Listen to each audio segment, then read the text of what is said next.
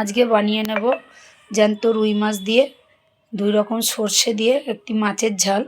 তাই কিভাবে বানাবো আপনারা দেখতেই পাবেন। আর দেখতে হলে তাহলে আমার ভিডিওটাকেও দেখতে হবে। আর আমার ভিডিওটা দেখে যদি ভালো লাগে ফেসবুক দিয়ে দেখলে ফলো দিয়ে রাখবেন, আর ইউটিউব দিয়ে দেখলে সাবস্ক্রাইব করে রাখবেন। আমার ইউটিউবের চ্যানেলের নাম হচ্ছে সিহান ব্লগ। তাহলে বেশি দেরি না করে ভিডিওটা শুরু করি, আর আপনারা আমার ভিডিওটা দেখতে থাকুন। মাছ পোস্ত বানানোর জন্য মাছগুলোকে ধুয়ে নিয়েছি পরিষ্কার করে, আর নিয়ে নিয়েছি টমেটো, ধনেপাতা আর কাঁচা লঙ্কা। এগুলোকেও ধুয়ে নিয়ে চলে এসেছি। এবার মাছটার গায়ে নুন হলুদ মাখিয়ে দেব। প্রথমেই নুনটাকে দিয়ে দিচ্ছি, আর দিয়ে দেবো হলুদ।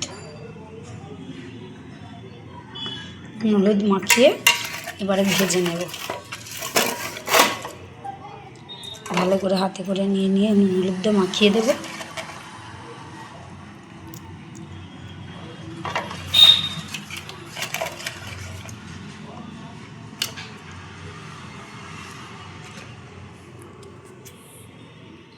মাছ ভাজার জন্য কড়াইয়ে তেল দিয়ে দিয়েছি। তেলটা খুব ভালো করে গরম হয়ে গেছে। এবারে মাছগুলো দিয়ে নেব।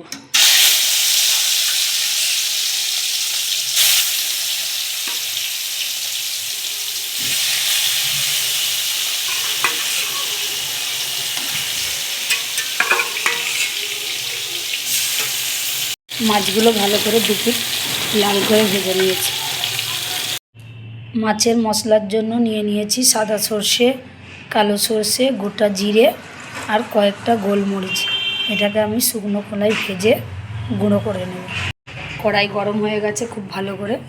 এবারে গোটা মশলাগুলো এতে দিয়ে নেব, দিয়ে একটু গরম করে ভাজবো। একটি এপিট ওপিট নেড়ে নেব।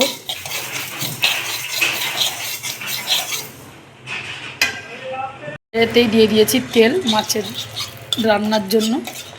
তেলটা খুব ভালো করে গরম হয়ে গেছে। এবারে দিয়ে দেবো পেঁয়াজ কুচনো।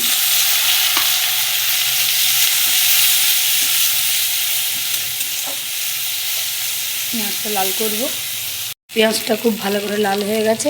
এবারে দিয়ে দেবো চেরা কাঁচা লঙ্কা, আর দিয়ে দেবো কেটে রাখা টমেটো। তেল, পেঁয়াজ, টমেটোটাকে একটু কষিয়ে নেব। টমেটোটাকে ভালো করে কষিয়ে নিয়েছি। এবারে দিয়ে দেবো নুন, আর দিয়ে দেবো হলুদ গুঁড়ো,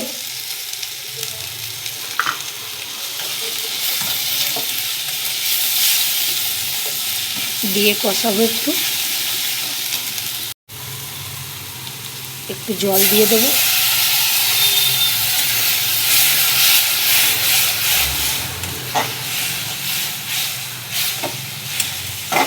জলটাকে দিয়ে এখন একটু কষাবো।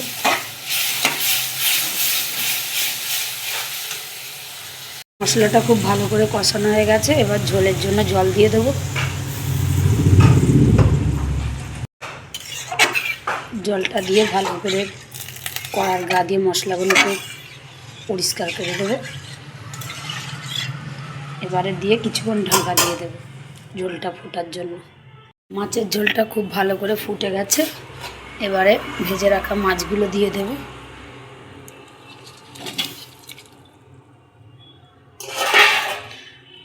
মাছগুলো একটু ঝোলে ডুবিয়ে দেব।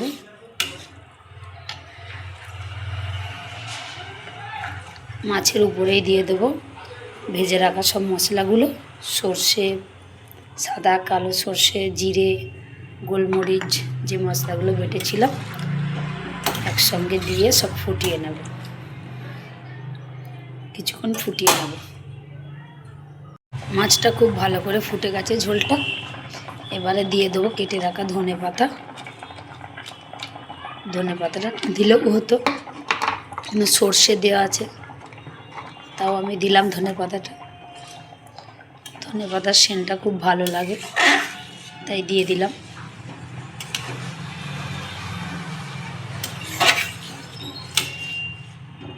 আরও একটু রান্না করে নেব 1 মিনিটের মতো।